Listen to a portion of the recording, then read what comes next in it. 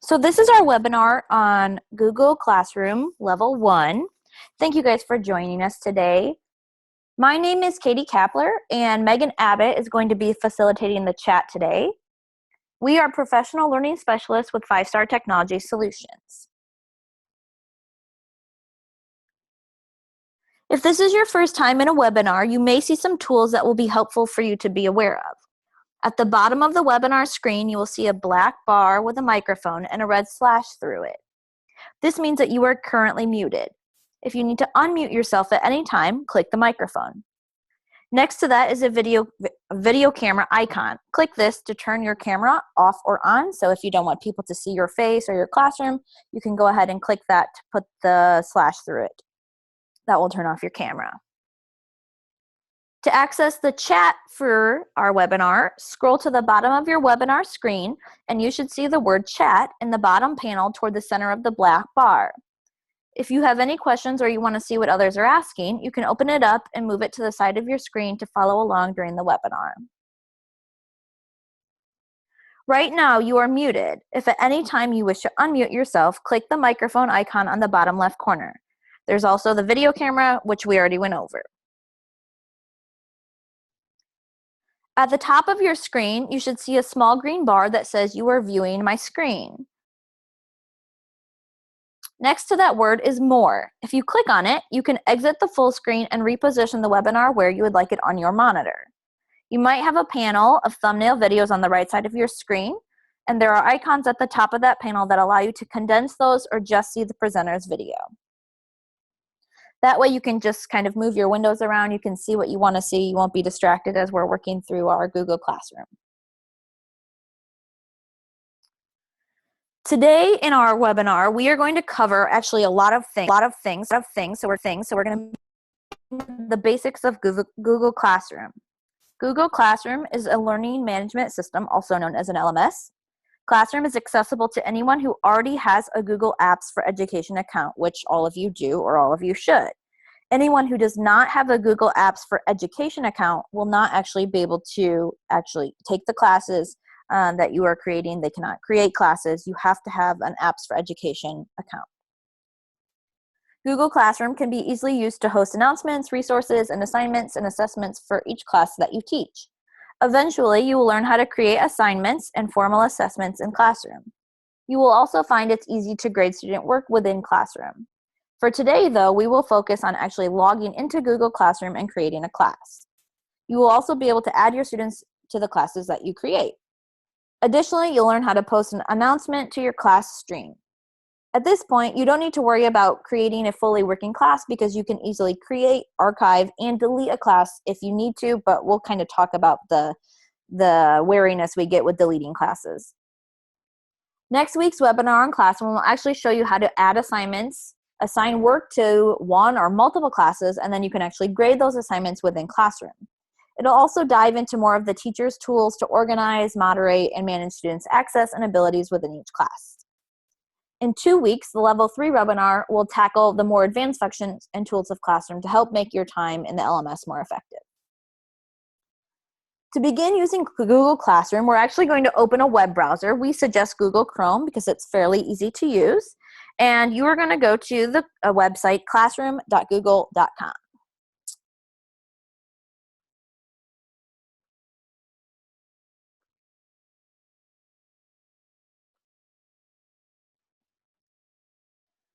So you should be at the website classroom.google.com. This is how you actually access your Google Classroom, and you will need to log in using your Google Apps for Education school username and password. I'll give you a few minutes to go ahead and do that so that way you can follow along as we create all of these things.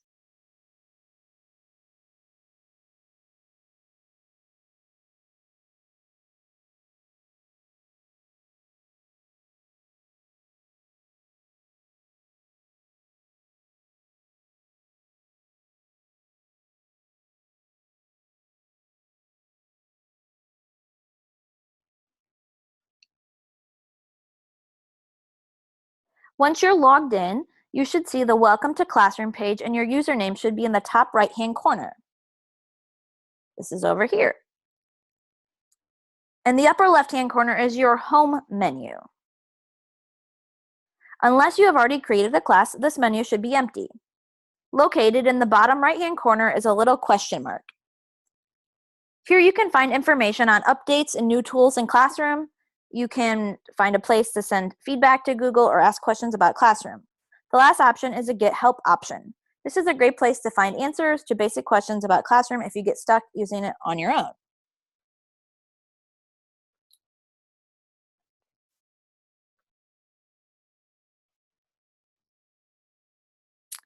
Creating a class in Google Classroom is fairly simple and self-explanatory. All you have to do is click on the plus sign in the upper right-hand corner. That's right here, where it says Create Your First Class. If this is your first time in Classroom, it should say Create Your First Class with an arrow pointing to the said plus sign. Once you click it, you can either join a class or create a class.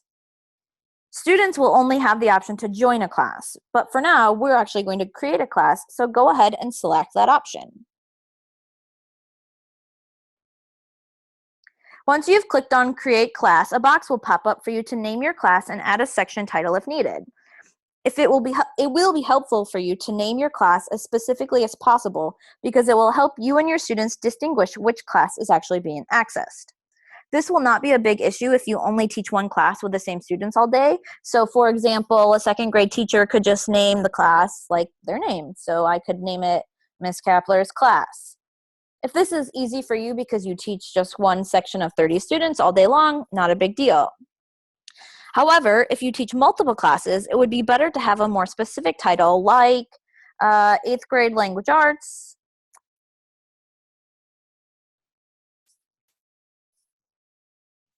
And then I might even include my name in case there is more than one 8th grade language arts class. And for the section, I might name this first period. This is really great if you teach multiple sections of the same class, so that way the students can differentiate which class that they are going to be accessing once you get in there. Once you're happy with the naming of your class, you can go ahead and click the blue Create button. That's how you create your class. At this point, I'm going to give you just a minute or two so you can actually go ahead, create a class, and title it just the way we did. Even if you're just kind of messing around or playing around today, go ahead and create a class. You can always delete it or archive it later. If you have any questions while you're creating your class, please feel free to unmute yourself or you can post your questions in the chat.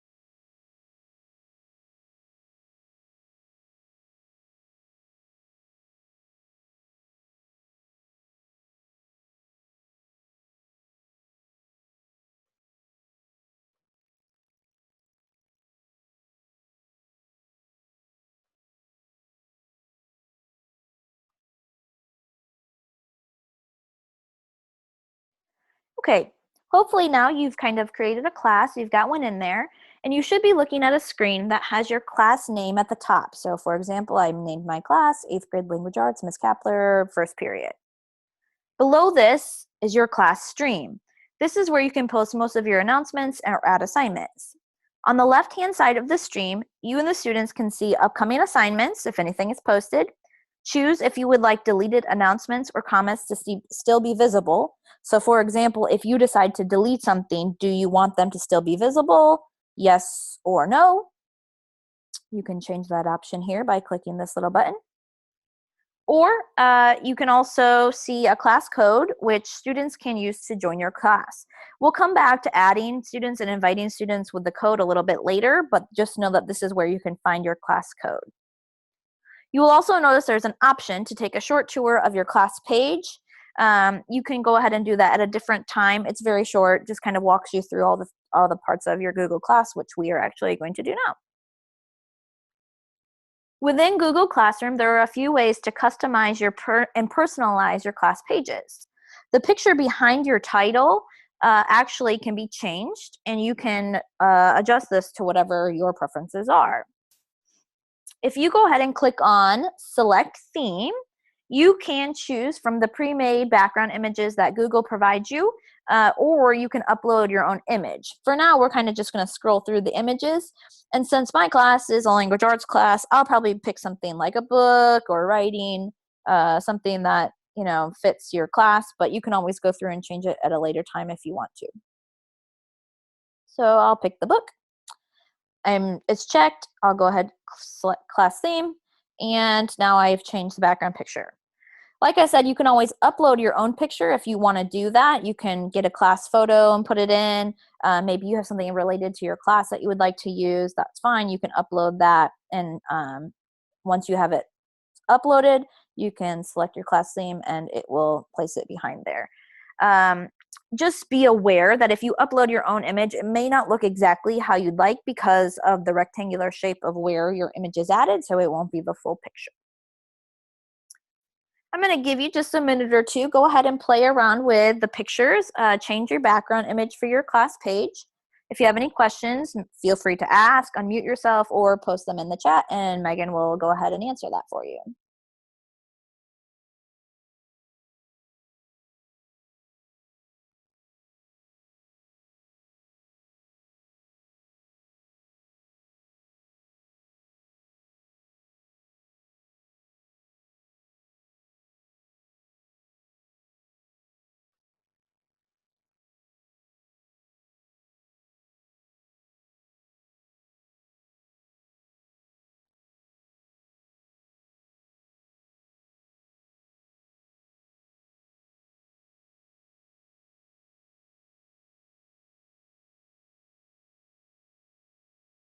Along with changing your background image, you can also customize your class in the About section of your class.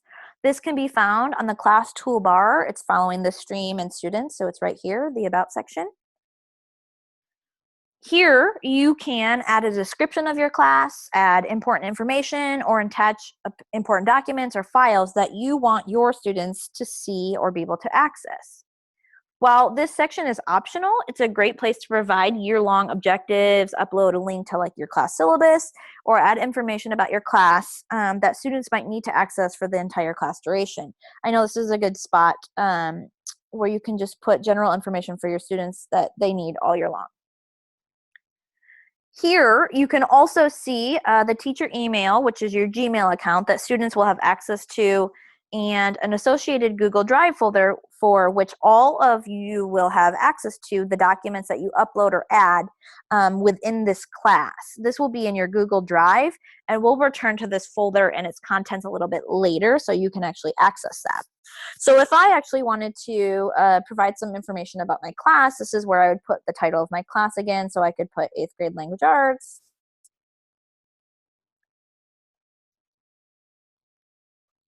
And because the description is optional, you don't have to put anything there. If there's something specific that you would like to add, that's fine.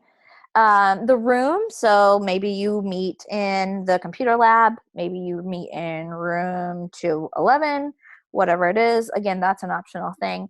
And then once you have added that information, you'll want to make sure that you click save. This is something I have a really bad habit of not doing. So again, make sure you hit save to add any information that you have put in your About section. Now you'll see that your information is here in this big box. If for whatever reason you want to edit this information, like, oops, I got a typo, or oops, I forgot to add something, or the room changes throughout the year, this is where you can find these 3 little gray dots, click on them, and this is where you can edit your information. This section also allows you to add important class-related materials. So you can always add materials by clicking where it says Add Materials. You can add an attachment by uploading something from your computer. So if you have something saved on your computer, you just click the paper clip. You can add something you already have in your Google Drive account. So this is the Drive triangle. You can add a YouTube video, which is the rectangular shape here with a play button, or you can link to websites. This is the little chain links here. Again, these materials are things that students might need access to all year long, so it's nice to have them all in one place in order to have to avoid reposting them, sharing it with the students over and over and over again. Even when they get to high school, they're like, oh, where's that class syllabus? And this is a great place to put that so that they don't have to go searching through it in their binders. So I'm going to show you how to add a couple of things. So maybe I want to add important class information. Give it a nice little title here. And I'm actually going to attach a syllabus that I have from my computer because I've created it on my computer, and so I'm just going to do that. So I'm going to select the files, and it's on my desktop, so I'm just going to select my class syllabus. I'm going to click open, and basically it's going to upload it here, and you just hit upload. Now my class syllabus is here. Now, if I wanted to add this, if I had it in my Google Drive, let's say I typed it in Google Docs, I can also add it that way. I don't necessarily have to upload it from my computer, so I can click Attach Google Drive Item.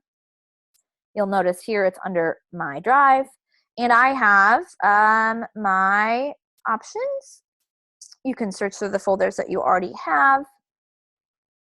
I know that I have saved mine in my Google Classroom folder here, so I'm going to attach. This is actually a Google Doc. Notice it's not a PDF. I can actually add that here, and students would be able to click on this and access the actual Google Doc. Once you're done, once you've posted this, added the things that you need, you can go ahead and click post. If you accidentally messed up and added the wrong one, you can always hit the X, which will delete it. But once you hit post, these documents will be added to your About section, and the students can access that. You can also add a YouTube video. So let's say students are new to Google Classroom and you want to provide them with some help or some basic information. You can add a YouTube video. You can click on this button to add the YouTube video. Now, if you're not really sure what the URL is, you can actually search for it, but I have opened the video already that I'm looking for. So I'll just copy and paste that URL right here where it says URL. It's going to load, make sure it's the right one, you hit add, and now you have your video added to your, hit post, don't forget, it's always like that, save. Now you have it added to your About section. Now, if you know that there are a couple websites that you are going to be using often in your class, this is a really good spot to actually just put useful websites. And again, you can add to this all year long. So if you just have one that you know you're going to start with, you can always go back and edit those. So to add a website, I'm going to click the chain link. I need to enter or paste the link. Since I have opened this Newsela, however you want to say it, this is a website for lots of really great pieces of newspapers, articles, things like that. I'm going to just copy this. I'm going to paste it here.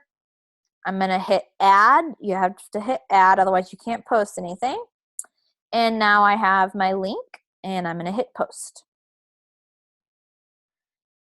Now, let's say later in the year or later in the semester, I'm like, oh, here's another website that we visit all the time. Again, you can click on those three little gray dots. You can hit edit, and then you can go ahead and actually add a new source.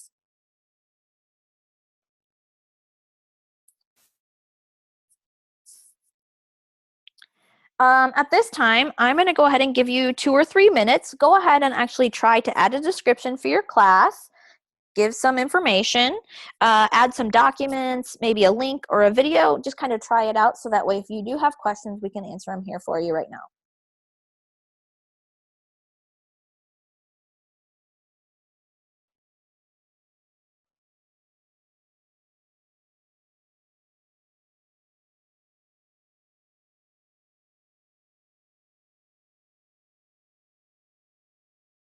So I'm looking through the chat. Doesn't look like we have any questions. Looks like we got one, but it was taken care of. Okay, don't forget, if you have any questions, Megan can answer them for you here in the chat, or I can answer them as we're taking our little break here.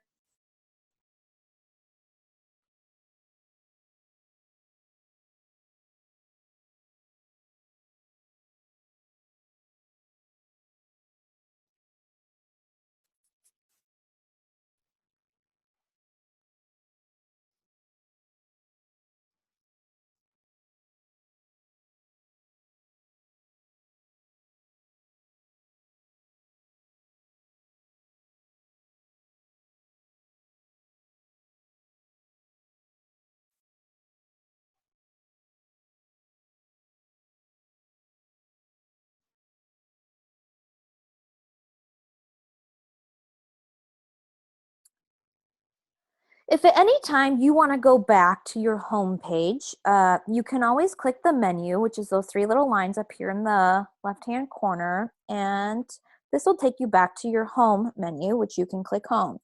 And now your home should not say welcome to Google Classroom because you actually have created a class, and here you will see any of the classes that you either are teaching or taking.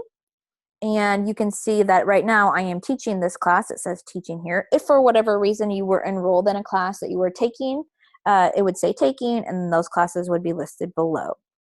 To get back to my class, I'm just going to go ahead and I'm going to click on the title, and it should take me back to my stream page. So now that you have actually created and customized your class, let's learn how to actually get some students enrolled in your class. There are two ways to add students to your class.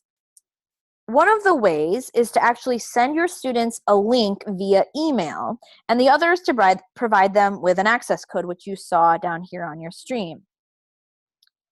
One important note, though, about giving students a link via email is that most students don't have access to their Gmail accounts via their Google Apps for Education. So unless they have access to their Gmail accounts, they're not going to be able to actually access the link to the course. So many schools, especially K through 8, do not grant access, and so we're going to kind of ignore this way. The easiest way is to use the class code. However, if you do have access to emails, I will show you how to go ahead and send them an email link. You can go to your Students tab. You can enroll students both ways this way if you click here. And once you're in your Students toolbar, it's located between your stream and About, you can go ahead and click Invite. Inside of the Contacts tab, you can search for the student's name. So if you want to type all of them in one by one, you can do that here.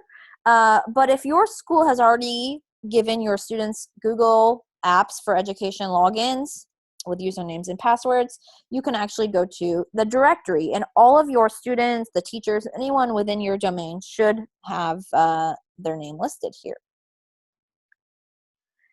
So here you can actually go through and select the students that you want to invite. These are it. This is my first period. This is my second period.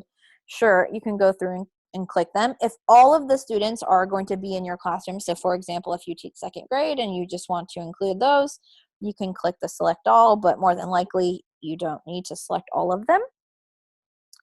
And then you can go ahead and click invite students. But like I said, most students do not have access via email, so I'm going to actually hit cancel. I'm not going to do it this way. And I'm going to show you an easier way that students can access your class. The class code, you can see it in your stream, but you can also see it here in the corner of your students page. The class code is where students will want to take that, and you can either post it like on your board, you can put it up on a projector, you can give it to them on a piece of paper, however that works for you. And they're actually going to log in to Google Classroom and type in this code. So I'm going to show you what this looks like from a student view. So I'm going to open my other window here where I'm logged in as a student. And instead of creating a class, this time,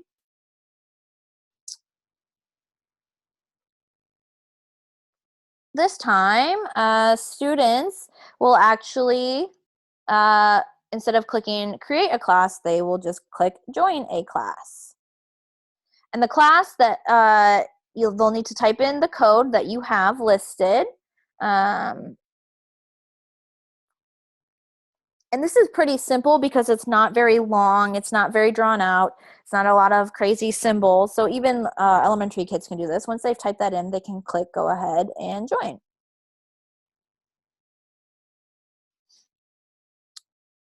So it says, looks like I've joined a class, great. I don't need to take a tour, and now I am in 8th grade language arts with Miss Kapler. So that's my class that I have joined as a student. Now, if I go back to my teacher, if I go back to my teacher account, which I have here, I automatically have been added to my class. You can see that here.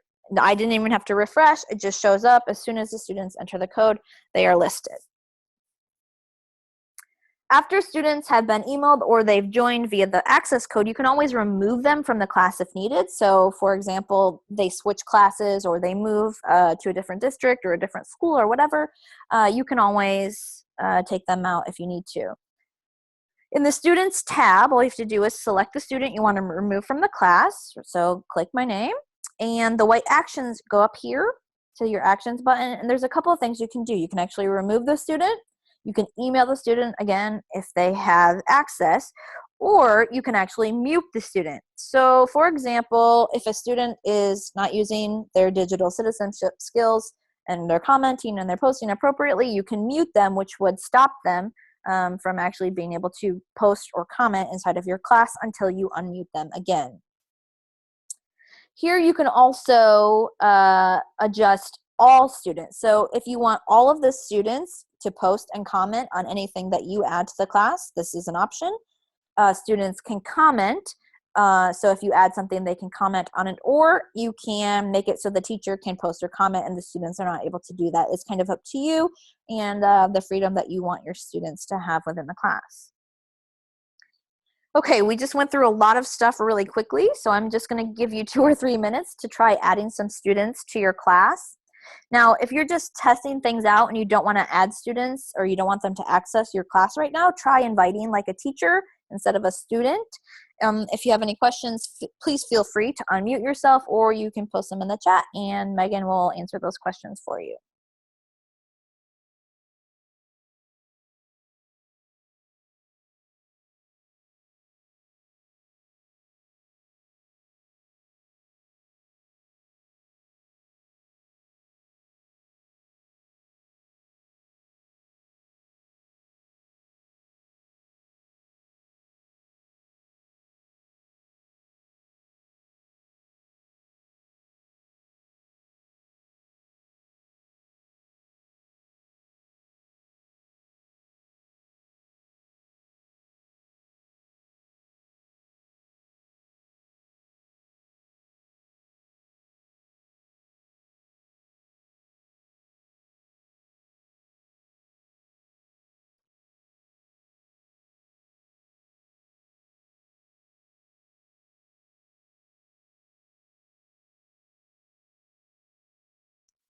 Oh, I have a good question here. It says, would we need to go back to the initial classroom page to add additional classes, or is there a button somewhere here?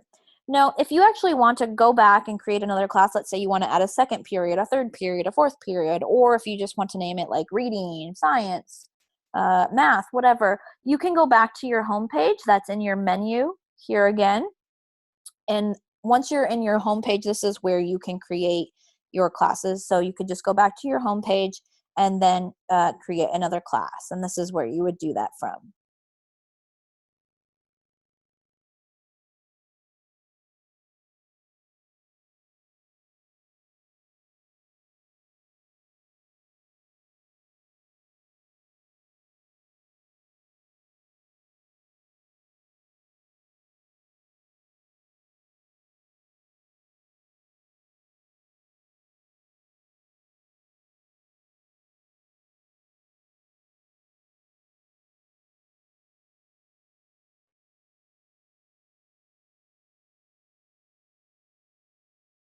Okay, once you actually have students enrolled in your class, you're going to want to be able to communicate important announcements to them quickly and easily, and that's the whole point of having an LMS.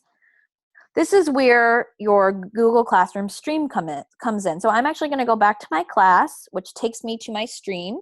or if you're not already on your stream, you can just click stream and it will take you there.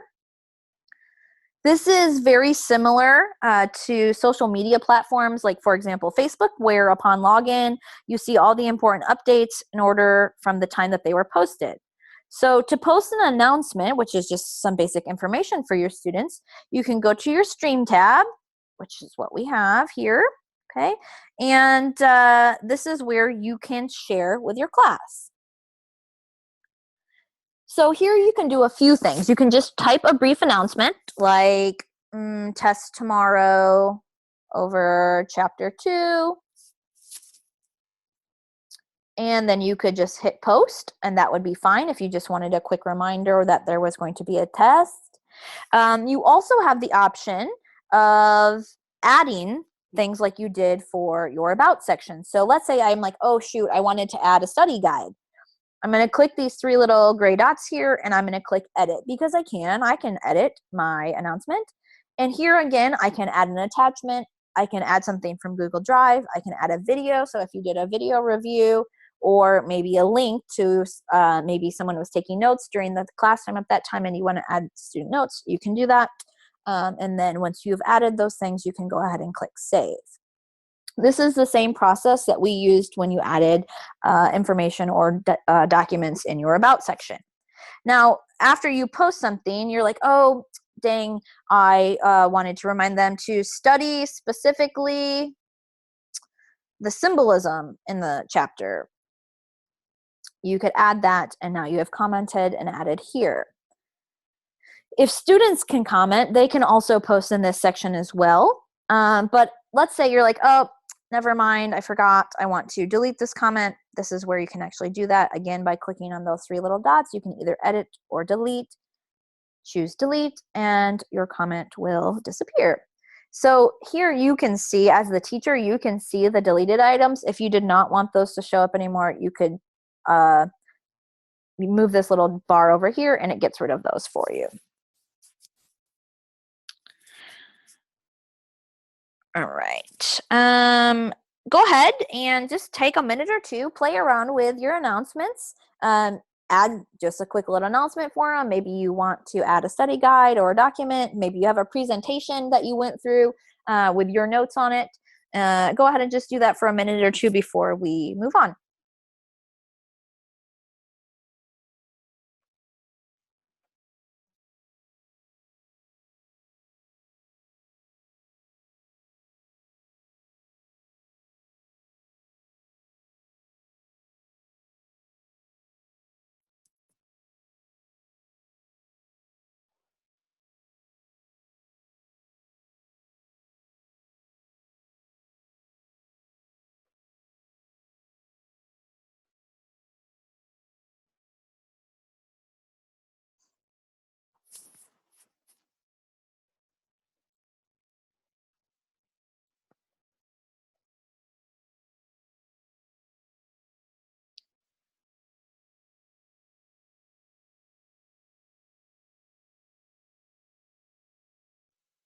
Okay, it doesn't look like we have any more questions from our chat, so I'm going to go ahead and move on to our next section here.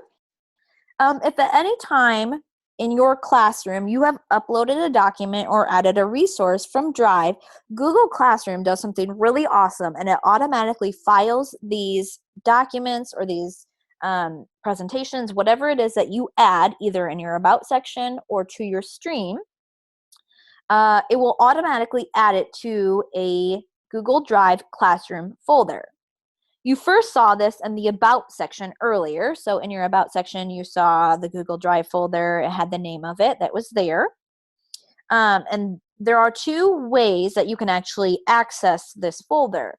One of the ways is to go directly to your Google Drive account and find the folder titled Classroom. So if you have tabs open, I might suggest opening a new tab over here and going to Google Drive. In your Google Drive home, you will see, let me refresh here. Nope. Let's see.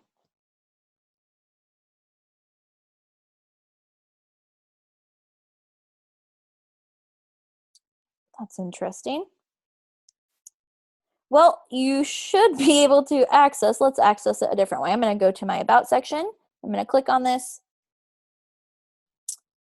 Here we go. You should be able to find it. It's titled the same thing as your class, which is really great. Do we have it over here? Huh. Okay. Well, either way, you should have a folder titled Classroom. And if you can't find it, you can always search your drive for it. Up here, you should just type in Classroom. And inside of your Classroom folder will be any class that you have created. So let's say you have first period, second period, third period. All of those classes will also have a folder for you to access and put your information, your documents, your presentations, whatever it is that you add for your students. Once you have clicked on your folder, you should be able to see anything that you've uploaded. So for example, I attached a class syllabus, which you can see here, and it is now in my 8th grade language arts Miss Kapler first period folder. Anytime you attach a new resource or create an assignment, which we'll kind of get into assignments in our next webinar, our next week's webinar, associated with your attachment. So if you add a test, if you add a quiz, if you add a video, it will automatically be added here to this folder. If you create other classes, additional folders will appear and those documents will go into those.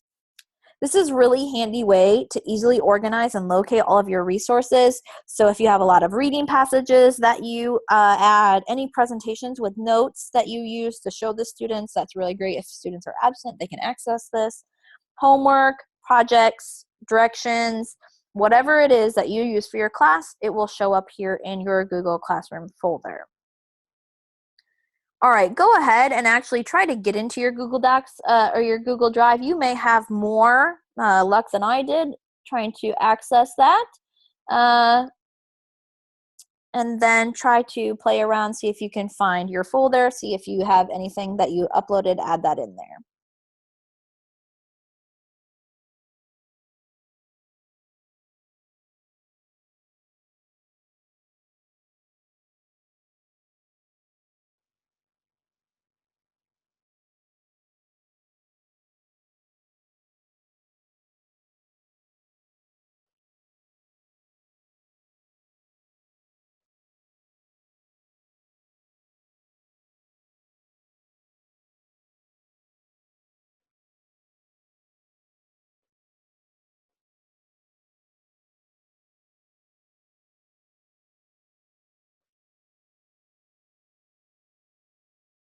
Here we go.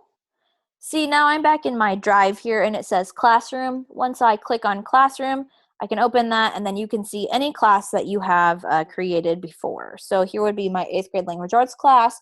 If I had added a 7th grade pre-algebra class, this would be here, and you can access anything within those classes, which is great. So that way you can see any information that you add to either class. There we are.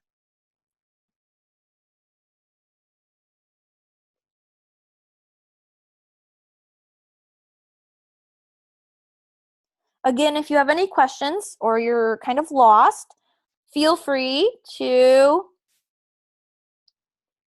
post them in the chat, or you can ask them out loud by unmuting yourself, whatever works for you.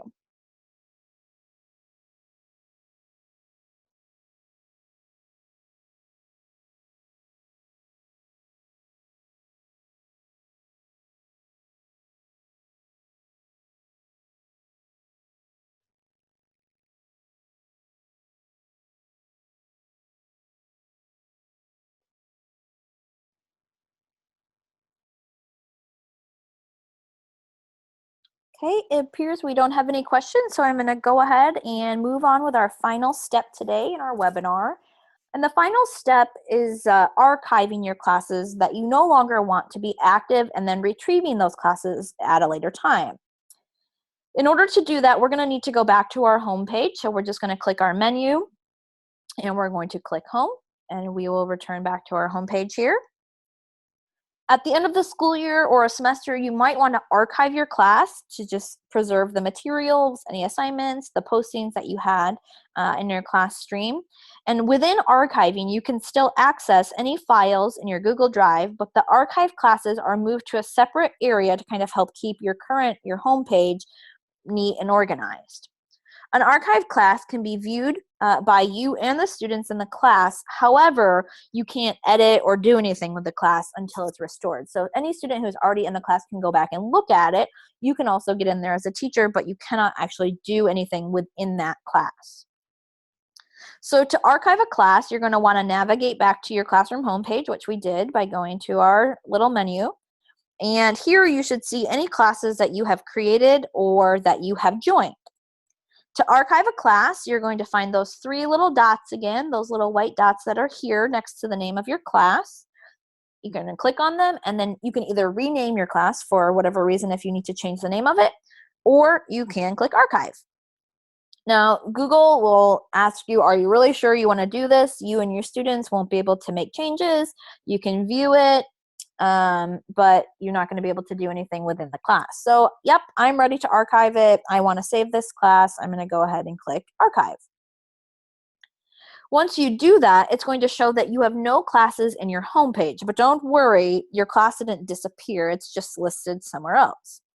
So to find any class that you have archived, you're just going to click your menu button again, and down at the bottom of your menu, you will see where it says Archive Classes.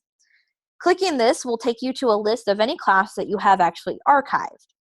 It's here that you can restore an archived class. So like it's the new year, you're ready to use the class again. You're going to click those three little white dots, and you can click Restore. This will take your class out of the archives and add it back to your home. You also have the option of deleting your class. Now, this is a big warning. If you delete a class, there is no way to restore the class or any posts or comments or resources inside of this class. Once you delete a class, it's gone for good. Now, the great thing is Google Drive will save anything in the folder that you created. You just don't have the class inside of Google Classroom anymore. So usually we'll suggest to just archive the class instead of delete it. That way you don't lose any important information that you actually do need.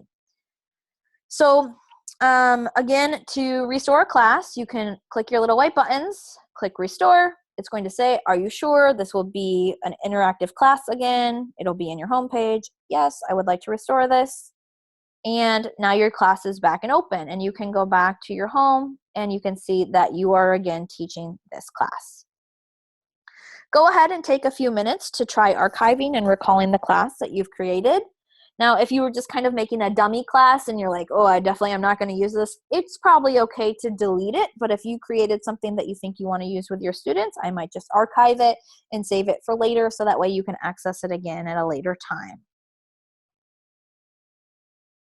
This is a great time if you have any questions to go ahead and post those in the chat, or again, you can unmute yourself and we'll answer them out loud, whatever is easiest for you.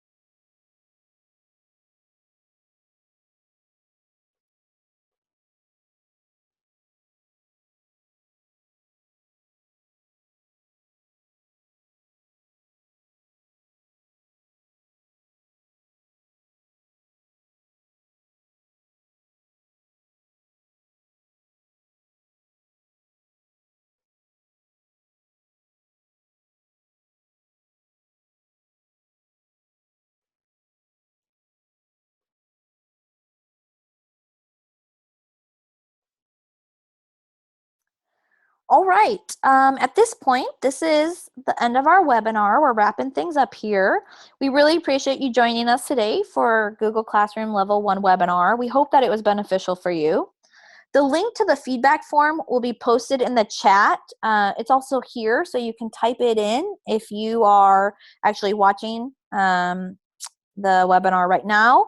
Or if you're on the chat, you can click on the chat. You can also register for any upcoming webinars that we have this month. So next week is Google Classroom Level 2. So you're like, wow, this is really great. I want to learn how to add an assignment. I want my students to really start getting in here and playing around in Google Classroom. This would be a great webinar for you to sign up for. And again, you can type in the link and fill out the form. I will stay on for a while longer here. If you have any remaining questions or you would like me to show you a skill one more time, we have time for us to do that. We really do appreciate you for joining our webinar this evening. Thank you very much.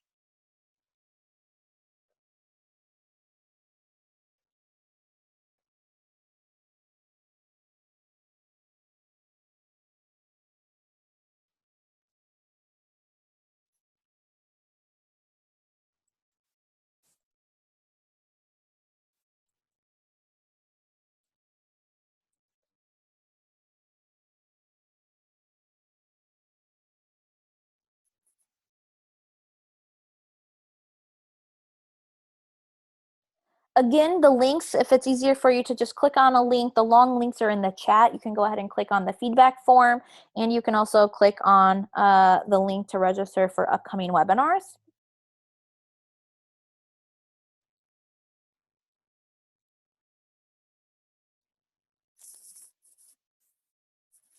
And I'm just going to stay around here for a little bit. So if you have other questions or you would like to try something, you want to see something again, feel free to ask, and we'll go ahead and show you how to do that one more time.